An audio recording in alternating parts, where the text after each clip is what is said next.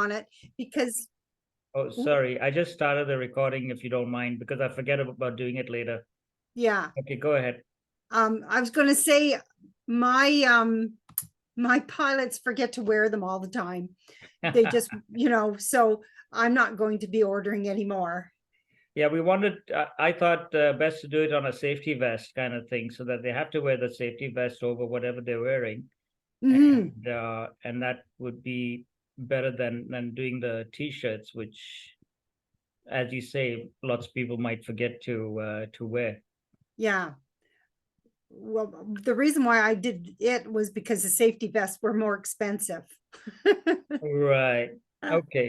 No problem. Um, I'm going to go ahead because we got a 40-minute window on the Zoom meeting, and if we can get through it in one session, that'll be great.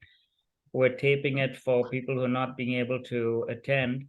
So what I'm going to go ahead and do is just share my screen, and hopefully I get the right one. Yeah. Okay, so you see my screen right now. I'm sharing my whole screen, so I can move between a few tabs that I've set up. So basically, this is the document that we have on our blog, and anybody can go and take a look at it. And it's a fairly in-depth document on the pilot training manual. And I think, Joanne, you must have seen this before, but it's divided into 10 skill categories. And the 10 categories, out of 10, 6 of them are how to ride the trishaw. The first one is more on administration, and then you might find stuff that you probably know about, but just need a refresher in. So I'll start off at the top of the pilot training manual with the skill category 1, which is administration. Now, when you ride a trishaw, it's quite different from riding a bicycle.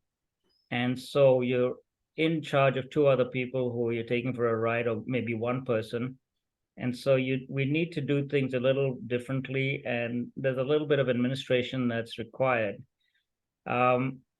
I just downloaded this sheet, and this sheet is basically a session log. So when a pilot is on a session, there's a couple of things that we're going to have to do. We'll obviously we save this from North Shore, but there's a couple of things that you're going to check, and then your initial off, and it's all to do with preparing the trishaw, making sure that everything is working, reviewed weather, making sure that everybody's got the helmets on, passengers' names and pilots' initials. So that's kind of the documentation that we require to make sure that each ride is being documented. And I'm sure this is a little more in depth. What do you use, Joanne? Something similar? No, I hate to say it, but we decided not to do any kind of log Okay. because some of our pilots were forgetting to do it, and it just wasn't working. So we have a book, and we put down the names of the people and who rode and what day, and that's about it. We Okay. rely on them to clean the bike. We don't go and make sure that they do it, but we decided not to do a Okay. per Well, ride. we'll try. We'll see how it works out, because I'm not sure whether it influences insurance uh, policies or whatever, but it's good. It's good practice to make sure that things are getting back. I know that you use a jot form, and we're planning on using jot form as well for at least initially getting the information and the waivers signed. But that basically is part of the inspection logs that a rider would have to fill in before starting a ride. Second aspect of the administration part is the knowledge of the route.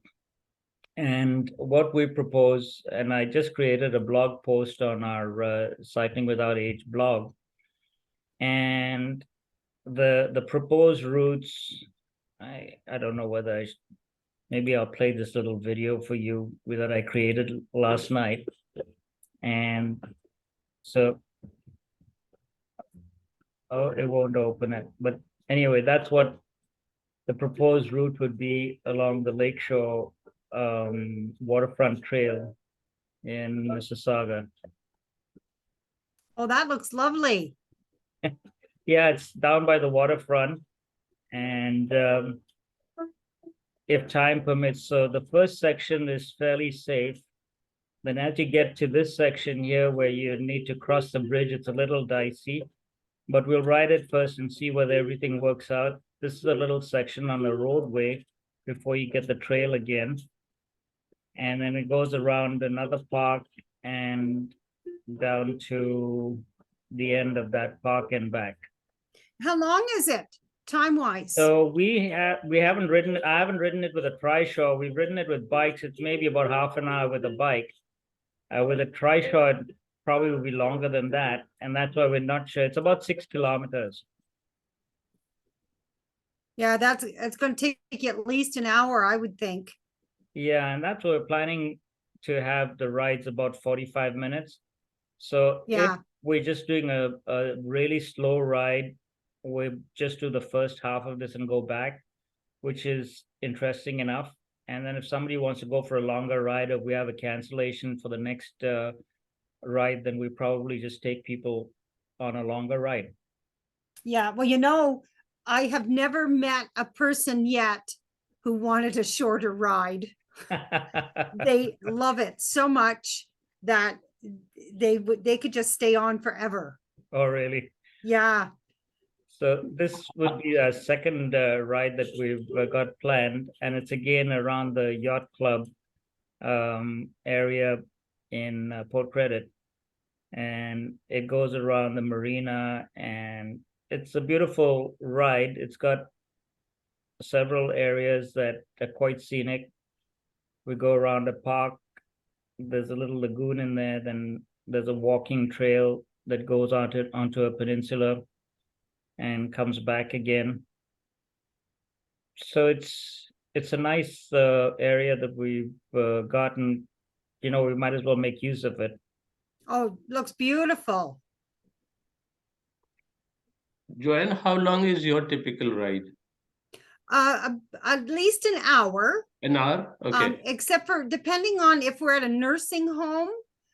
Sometimes it's because they want to get more people out and get a turn. It can be to 20 minutes. Okay. Depending, because we're busy every day. We go to a different nursing home. And if we get 3 people out every hour or whatever, every 20 minutes, then they get more people out riding. Got it. So sometimes we stay out for an hour with them, but it really depends on the person and what their abilities are. Yeah. Yeah. So I think every ride is different. Got it. Great. Yeah. So we're going to have to play it by ear for the first couple. For the first month, we're probably just going to go with volunteers and maybe retirement home staff and test out the route, with passengers, without passengers, using the trishaw. And then hopefully by the middle of June, we're ready to take passengers out, maybe early June. But it also depends on the weather. Well, though, Kevin, I was going to tell you, you just have to jump in with 2 feet, because the first time when we started 5 years ago, we just started and that was it. And we never stopped. We might have done a ride. I think Greg took me for a ride once or something like that, but we just jumped right in and started. Nice. So maybe once you get a little bit more comfortable, you'll do that. Right. Okay, well, that's great. For people who haven't seen the trishaw, this is what it looks like. This is the Amy, which has got the painted front. I know, Joanne, you were wondering what we had on ours, but this whole section over here is not painted on ours. Ours is white. And basically, as we go through the little bit of the inspection of the bike, I don't know whether I can put this on the side. Probably not. I'll pop back and forth to this picture. But there's another couple of categories before we get into actual biking. And that's about being careful with loading people, unloading people, taking off the foot plate. So there's a section down at the bottom over here that's removable, and those little clips come off, and you can take off that little plate at the bottom so that a senior can actually walk into that right up to the bench and then just scoot onto the bench instead of having to be lifted up onto the step and then onto the bench. Yeah, and they can actually walk backwards with their walker Oh, right. right into that little hole Yeah, and then just scooch up onto the seat. So Yeah. it's just perfect. yeah, yeah. And that's what I liked. There was a comment somebody made that these little tabs should be left down instead of being put up, but I think they should be put up so that somebody doesn't scratch themselves on it. Yep, and that's what you usually do, don't you? We leave ours up. Yeah, Yeah, because Okay. pretty soon you're going to just put it back on again. yeah, yeah. Okay, so putting the foot plate, that explains a little bit of loading and unloading passengers. You saw the seat belts there. There's a seat belt for each passenger if you want to take two passengers, or you can actually extend it. If you have one passenger can either sit on one side, or if they're a little bigger, they want to sit in the middle, you can put those two seat belts together. We And- always have a single rider in the middle, Kevin, Right. Yeah, it only helps with the because weight distribution. it is a bit, the AMI is a bit more tippy. So we Okay. always do a single rider in the middle, Okay, just for your regardless, information. regardless of the weight, right? Yeah, Okay. So there is a weight capacity, and if the pilot is not comfortable with the combined weight of the passengers and the pilot, you may need to discuss that with the home before taking off. Conscious riding, and this is something that keeps coming back all the time. This is when you ride a cycle, you're riding for your own pleasure. When you ride a trishaw, you're riding for somebody else's pleasure. So you have to be aware of their feelings and their comfort level. And it's difficult to change that perception for a lot of riders who like to create their own wind. When we talk about wind in the hair, we're talking about natural breezes coming off the lake, not creating your own wind chills. And so riding should be less than 10 kilometers an hour, and turning should be less than 5 kilometers an hour. So you've got to really rethink the way you ride. You're stable. You've got three wheels. You don't have to keep moving to be, to keep in motion like you do on a cycle. So just be careful of that. And that's what conscious riding is all about. Socializing with the passengers, that's important. I mean, there's always that element of being able to talk to seniors and being able to converse with them and keep them entertained, because that is a big part of a pilot's duty. And if when you sign up for a program like this, you think, I'm a good rider, I can do this, but if you like being by yourself, or you don't have that people quality where you can keep a conversation going, or not necessarily talk too much, but listen more than talking. It's important to get that information down as well. Sometimes if you can save it somehow, if you can retain it and write it down, those are really great stories to share, obviously with the permission of the passengers. Hey, Kevin, if I can just interject here Sure. too, I have taken passengers that can't talk.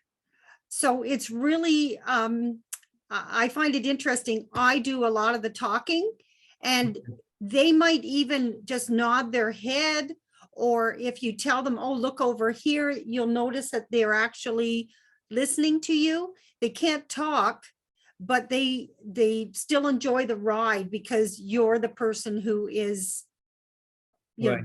doing all the talking. Excellent. So Yeah. every rider is different.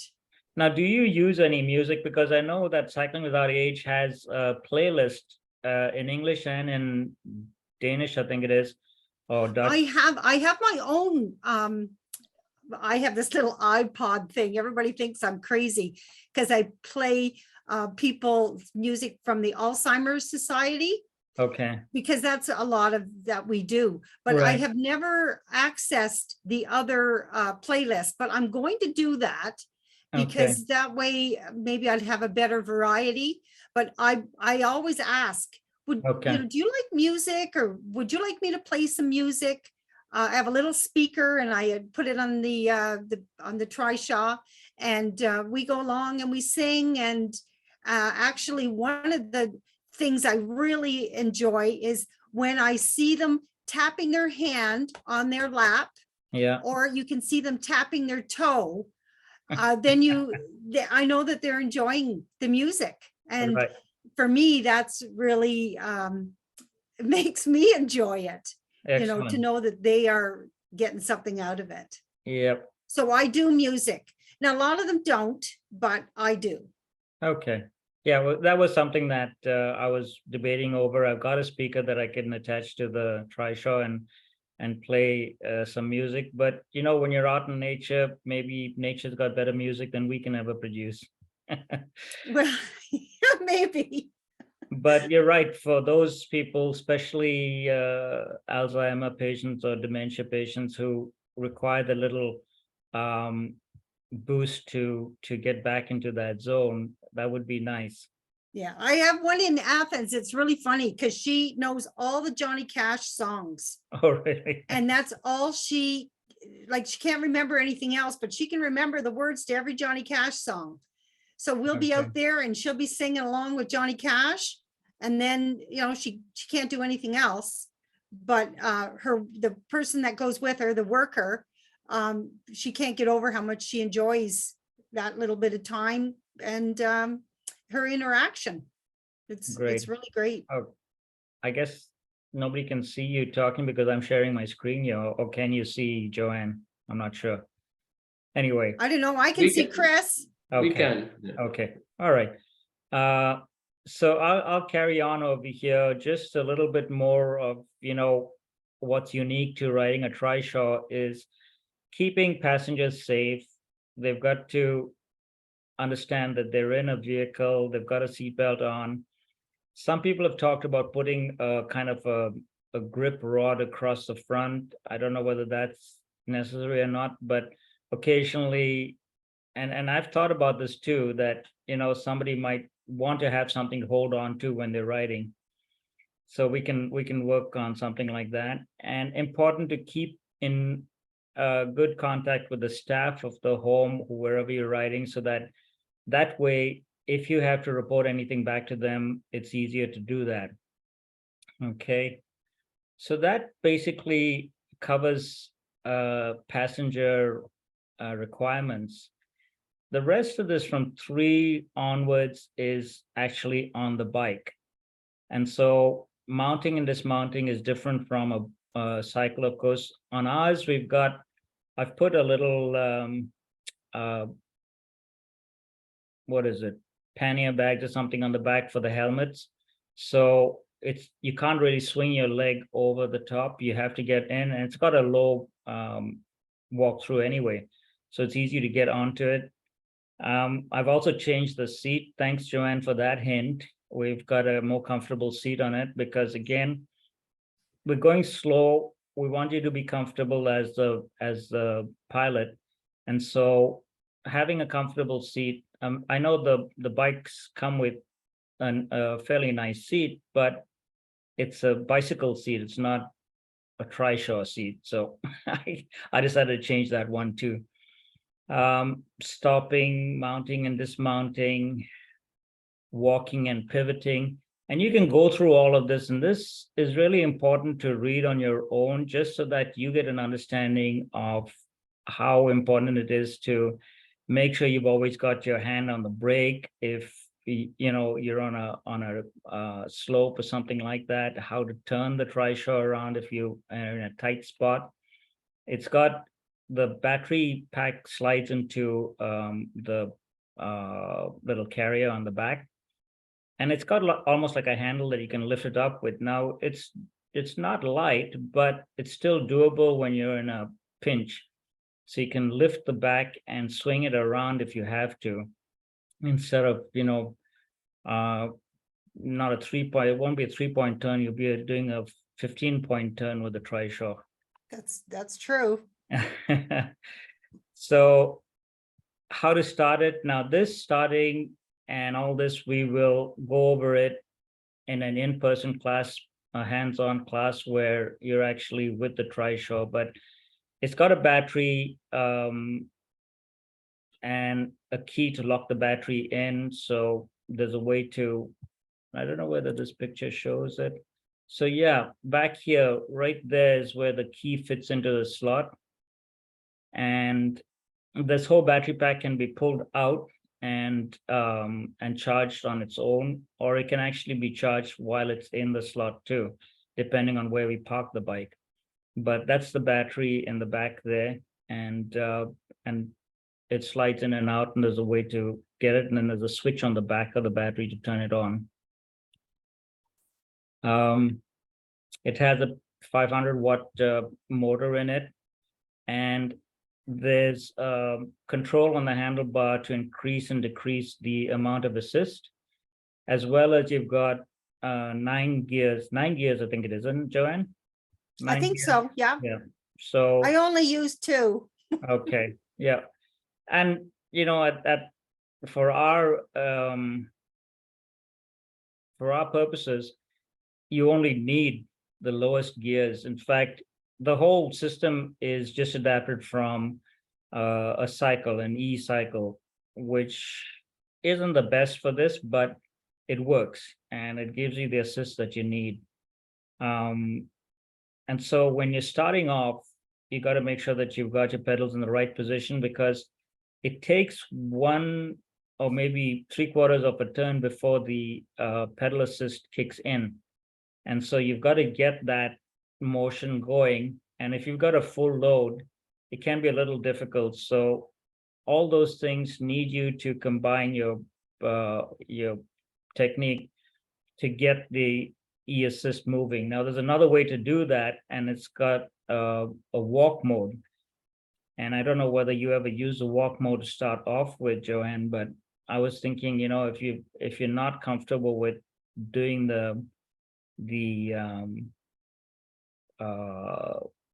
getting the first round going, then you could use the walk mode to start off and then go on to the pedal assist. Yeah, well, I guess it's because we don't really start on a hill going up. We don't use the assist very much. It'll start right away, Kevin. Okay. We never have any issues at all. Okay. All right. Starting is not too bad. Going on hills is a little bit of a challenge, and you have to understand the limitations of the trishaw, but stopping is important as well. And the trishaw has hydraulic brakes. So it's pretty good at stopping, but you don't really want to be doing any emergency stopping with this from a speed. You want to be able to slow down and stop gradually, because your passengers in the front are going to feel that as well. So try to make sure that you understand that. wet conditions or something to be taken into consideration when you're riding. And here it is, you always ask the passenger how they're doing with the speed of the ride. And as long as they're comfortable with it, that's fine. I've seen some videos of bikes going fairly fast, and Kref said something recently. He says, you've got to consider it that you're taking somebody out for a walk in a wheelchair, but it's a motorized wheelchair with bicycle wheels, and it doesn't have the stigma of being in a wheelchair, like you're on a bike going for a ride, but it's still a glorified wheelchair. And that's how you have to think about it when you're taking somebody for a ride, is that you're taking them out to enjoy the nature and the fresh air. You're not taking them out for a speed ride. Oh, it Well, looks one of like, the things I tell them too, Kevin, is when we're riding along doing our little practice run, say if you want to point out a certain tree, right, the older people can't get turned around and look at the tree or whatever quickly. So you have to adjust your thinking that everything is in slow motion, right, so that when you're riding along, if you want to say, oh, well, look at that beautiful flower bed. Well, if you're going really fast, you're going to be past the flower bed before they ever get turned around to see it. So I probably don't ever go much over maybe 6 okay, when I'm riding. okay. I prefer to go really, really slow and point out all the stuff along the way. Excellent. Okay. So we're into shifting and turning and cornering. So all this is really important, just because, as Joanne said earlier, the Amy bike, which we have, is a little tippy. And what happens, the whole cab in the front, the wheels are attached to the cab and the whole cab swings. So when you turn to the right, the distance between your left front wheel and the back wheel is longer, and your momentum is actually moving outwards. So it's got a higher tendency to tip outwards like that. And unfortunately, there was an incident in close to Lanark County, not, Almont, yeah, in Almont. where a pilot lost control, tipped the trishaw. He fractured his ankle. One of the passengers hurt themselves. He fractured his hip, and a passenger fractured their ankle. And a fracture in a 90-year-old passenger is not fun. And I'm sure the pilot wasn't happy about what happened either. But you've got, and that's part of the reason why we go through this training process, at least starting it this way, so that you're aware that this is something that we need to take seriously. Well, too, we had a tip last summer, and what happened was our pilot went from a paved path, and because he had to cut a little short, he sort of went over onto the grassy area. Oh, I see. And then the wheel sunk down in the grass a little more, and the bike tipped over. Oh dear. So that's another, we try really hard to make sure that people stay on paved surfaces or cement surfaces, something really hard. Right. They have to be aware that if, don't go onto sand, don't go onto like a gravel that might shift or anything like that. Right. That's It's something a heavy bike, like it's really heavy, so it's not easy to lift it out of a ditch either. So hopefully we never land in a ditch. Yeah. But So, they are, like, I have tipped it myself. oh really? So Okay. I think if you tip it once, you'll learn your lesson. And that's I what, didn't have anybody on the bike with me, thank goodness. yeah. But just that knowledge of knowing if the way it can tip, it goes really quick. I think Treff mentioned that they actually have part of their riding training is to go over a 2x4 or something like that and show pilots how easy it is to lose control when you hit a 2x4 with only one wheel. So That's, even- yeah, we do the same training now, just, well, we've always done it, but Right. it's just, like mine was like 4 years ago when I Okay. tipped it. Okay. So, thank goodness I didn't have anybody on it, but, it happens. Mujtaba, we're just gonna get through because we only got 5 minutes left of this and we'll come back to the session if possible by clicking on the same link for questions after we finish this. We're almost through anyway. So again, riding in traffic, Joanne does do roads. We're trying to avoid riding on roads for the most part, but as you saw in the video that I showed of the proposed rides, there's small sections of roadway. Somebody had asked if they need to have a driver's license to become a pilot, and I think that's the only way we know how to make sure that they understand the rules of traffic as well. So I don't know whether you have that requirement in Brockville, but we're thinking of making sure that all our pilots have a driver's license as well. It's Yeah, we easy. don't make it mandatory, but I don't know anybody that doesn't have a driver's license, so. Well, this was somebody who's a new immigrant and he's just on I think it's permanent resident status. Or Yeah. something like that. Well, the Doesn't- only thing you could do with that, Kevin, if you wanted to include people is maybe make sure that they have someone riding a bike with them. Right, and that's what we want to do. We want to have the bike buddies or escorts. Yeah. So- See, we don't so have that- any bike buddies yet, but we've got 2 bikes, so we always send the second bike with a new person too. Okay, that makes sense. And that's where this riding in traffic becomes important, especially, knowing the width of the bike, understanding the rules of the road, making sure that you're visible, being careful of parked cars where somebody might just open a door. So those are things that they go over in that section 7 and 8, riding in traffic, lanes and intersections, crossing a road. So we're hoping not to have to do a lot of that, but there will be some of those on both of our routes. So you've got to be aware of these issues as well. We're getting down to about 3 minutes left in our session. So if there's, hand signal, these things are important for, and as cyclists, I'm sure everybody is aware of how to give a proper hand signal when you're turning, when you're stopping. I don't know whether it's that important on a trail, but if you're on a road, yes, definitely. You should be able to do a shoulder check without wiggling the bike because it's easy to do. I mean, at the few times I've ridden this thing, trying to look behind and ride it, you can go off that straight line.